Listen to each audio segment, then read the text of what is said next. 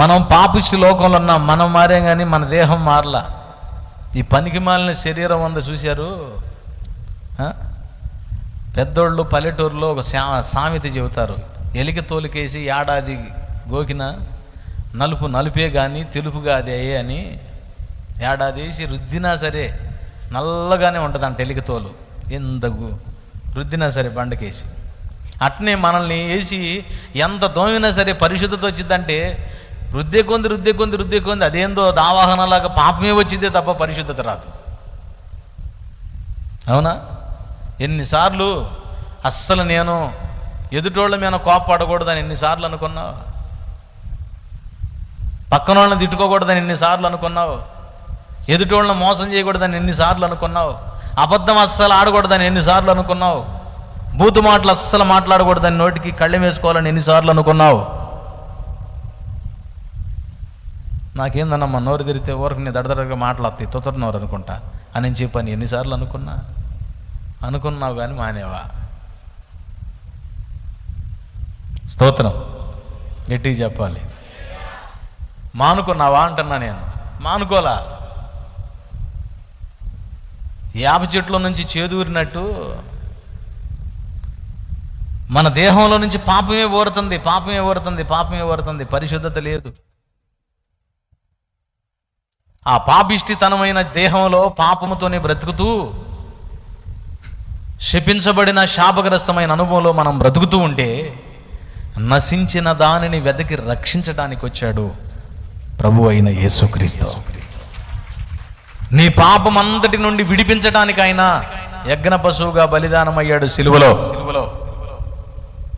ఆయన రక్తాన్ని ఆశ్రయిస్తే, ఆయన పాదాలను ఆశ్రయిస్తే, ఆయన పాదాల దగ్గర పడి పశ్చాత్తాప పడితే నీ జన్మ కర్మ పాపములన్నీ నా దేవుడు కొట్టేస్తాడు. పుట్టక పాపాలు కొట్టేస్తాడు, కర్మణ అంటే బ్రతుకు మనుగడలో జరిగిన పాపాలు కొట్టేస్తాడు. ఇవే కాదు, పితరుల ద్వారా సంక్రమించే పాపాలు ఉన్నాయి, ఆ పాపాలు కూడా కొట్టేస్తాడు. ఇక ఆ పాపాలు కొట్టేసాడు కదా, ఇక అంతటితో అయిపోయింది అనుకోవటానికి లేదు. చెప్పే కిందాకనే ఏడాది రుదిన నలుపే కానీ తెలుపు రాదని, మళ్ళీ ఆ బాప్తిజం పొందిన పరిశుద్ధపరచబడ్డాం కానీ మళ్ళా మైండ్ పాపానికే లాగుతుంది. అందుకే నేను చెప్పలా, మీరు ఒకసారి రోమాపత్రిక 7వ అధ్యాయము, రోమీలకు రాసిన పత్రిక తీయండి ఒకసారి. 7వ అధ్యాయం.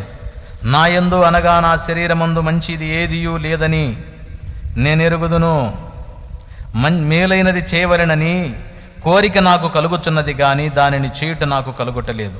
నేను చేయగోరు మేలు చేయక చేయగోరని కీడు చేయుచున్నాను. 18వ వచనం, 7వ అధ్యాయం 18వ వచనం ఉందా? ఆ గట్టిగా స్తోత్రం చెప్పండి, 2 చేతులు ఎత్తి చెప్పండి. ఓకే, ఎవరు చెబుతున్నారు? నేను క్రీస్తును పోలి నడుచుకునే విధంగా మీరు నన్ను పోలి నడుచుకోండి అని చెప్పాడే పౌలన్న.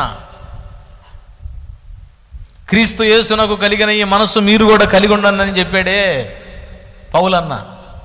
పూర్వము హింసకుడును దూషికుడును హానికరుడునైన నన్ను తన పని కొరకు నియమించిన దేవునికి కృతజ్ఞుడనై ఉన్నానని హితోపదేశం చేశాడే ఆ భక్తుడైన పౌలే చెప్తున్నాడు. ఏమని? నా యందు అనగా నా శరీరమందు మంచిది ఏది లేదు, మేలైనది చేయవలెనని కోరిక నాలో కలుగుచున్నది కానీ అది కలగట్లా, చేయలేకపోతున్నా. చేయాలన్న మేలు చేయకుండా కీడు చేయాలనుకుంటున్నా. పొద్దున్నే లేచి మోకాళ్ళు లేచి ప్రార్థన చేయాలి. కనీసం నిన్న చేయాల, మొన్న చేయాలి, అటు మన చేయాల. ఒకవేళ చేసిన స్తోత్రం అల్లి అనుకున్నాను, ఇవాళ మాత్రం గట్టి గంట అయినా చేయాలి ప్రార్థన. ఎంత గంట. సరేనని మోకాళ్ళు వేసాం. ఆ మోకాళ్ళు వేస్తుంటే సరిగ్గా వంగట్లా. అలవాటు ఉంటే కదా సరిగ్గా వంగటానికి. సరే మామూలుగా పూర్తి వంగపోతే మళ్ళీ నిలువు మోకాళ్ళ మీద ఉందామని రెండు అట్లా నుంచొని ఒక 2 నిమిషాలు సోత్రం అనగానే ఇక ఒకటి జిమ్మా లాగుతూ ఉంటాయి, ఇంటింటూ ఉంటాయి అన్నమాట మోకాళ్ళు. నిలబడవు.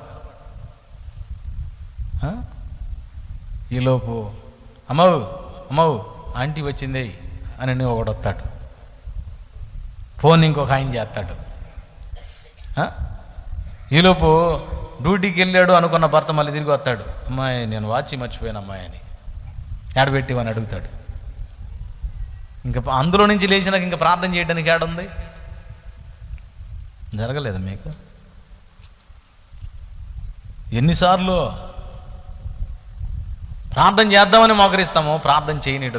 కారణం ఏందో తెలుసా? మనం సాతాన్ని అసహించుకొని వాడిని నెట్టేసాము. రెండోది పాపాన్ని అసహించుకొని పాపాన్ని కూడా నెట్టేసాం. కానీ పాపం తాలూకు సరుకు మన దగ్గర ఉంది ఒకటి. ఏంటిది అది? ఈ శరీరం ఉంది. ఈ శరీరం మాత్రం వాడికి బాగా సపోర్ట్ చేసిద్ది.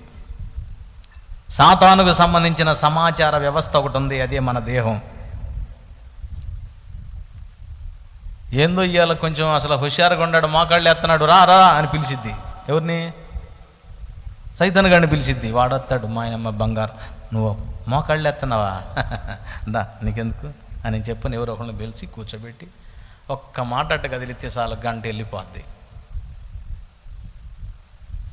నేను కొన్నిసార్లు కావాలనే ఒక 2-3 గంటలు మాట్లాడతా. మాట్లాడైపోయినాక అబ్బాయి మనం ప్రార్థన చేద్దామంట. నాకు 1:40 అయింది, అమ్మో వెళ్ళిపోవాలని వెళ్తాడు. అరే అప్పుడు దాకా కూర్చుంటే కదరా నాయన, 4 గంటలు కూర్చుంటివి, అంతలోకి ఏమైంది? సరే 4 గంటలు ఏం చెప్పాను చెప్పంటే, అది ఏదో చెప్పినట్టుండా అన్న మొత్తానికి అంటాడు. అదేం పడదలే, మీ మీద పడదు. ఈ రకంగా దేహం సహకరించదు. ఎందుకంటే వీడు సైతానికి కొమ్ము కాసేవాడు.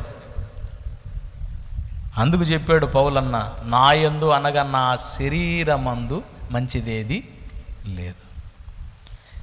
ఈ శరీరం మంచిది కాదు కనుక సాతానుకు సపోర్ట్ చేస్తుంది. అందుకే చార్లెస్ జీ ఫిన్నీ అనే ఆయన ఒక మాట చెప్పాడు.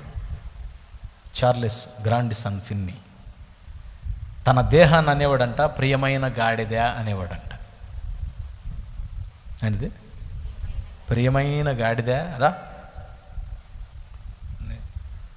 5ంటికి లెగవలసిందా, ఒకవేళ 6 అయింది అనుకో, 5ంటికి లెగవలసిందా అని 6ంటికి లెగుస్తావా? 3 రోజులు ఫుడ్ కట్ అంటాడంట. ఇంకా ఫాస్టింగ్ ఉంటాడు. మనం 2 గంటలు ఎక్స్ట్రా పడుకున్నాం అనుకో, ఎంత బాగుందో, బాగా కోమలంగా ఉంది, మెరుగైన మేనిక్ చాయ్.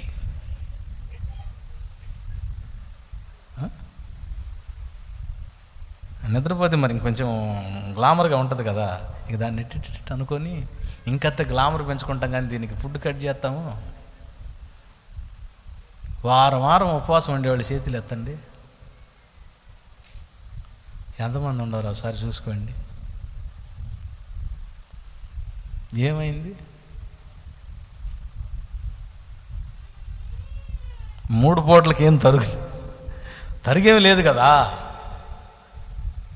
షుగర్లు బీపీలు వాళ్ళని అంటలేదులే, నేను మిమ్మల్ని అర్థం చేసుకుంటా. బీపీలు షుగర్లు ఉంటే ఓకే, కనీసం ఆరోగ్యం బాగున్నప్పుడు ఉండాలి. భక్తులు అలా శరీరాన్ని నలగొట్టు, నేను చెప్పాల. చూడండి ఒకసారి మీరు 1 కొరింథీయులకు రాసిన పత్రిక 9వ అధ్యాయం 27వ వచనం.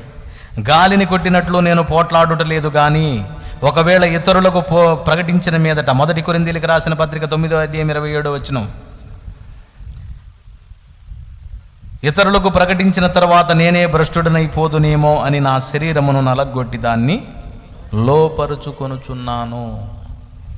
శరీరాన్ని నలగొట్టడం మొదలుపెట్టాడంట. నా శరీరము నా యందు అనగా నా శరీరమందు మంచిది ఏది లేదని నేను ఎరిగాను. మరి ఏం చేయాలి దాన్ని అంటే, దాన్ని నలగొట్టాలి, కుళ్ళబడవాలి. దాన్ని ఎప్పటికప్పుడు నలగొడితేనే అది లైన్లోకి వచ్చేది. వారంలో ఒక రోజు ఫాస్టింగ్ ఉండి, నీకు అవకాశం ఉంటే ఫాస్టింగ్ ఉండి నీ శరీరాన్ని నలగొట్టి ఆత్మను బలపరుచుకోవడం మనం నేర్చుకోవాలి. Praise the Lord. ఎందుకంటే నువ్వు ఉపవాసముతో దేవుని పాదాల దగ్గరికి వెళ్ళి కన్నీరు గార్చినప్పుడు దేవుడు తన శక్తిని నీకు ఇస్తాడు గనక అప్పుడు ఏమైందంటే నీ శరీరం సాధు చేయబడిన అనుభవంలోకి వచ్చింది. సాధన చేయబడిన జ్ఞానేంద్రియాలుగా మార్చబడతాయి.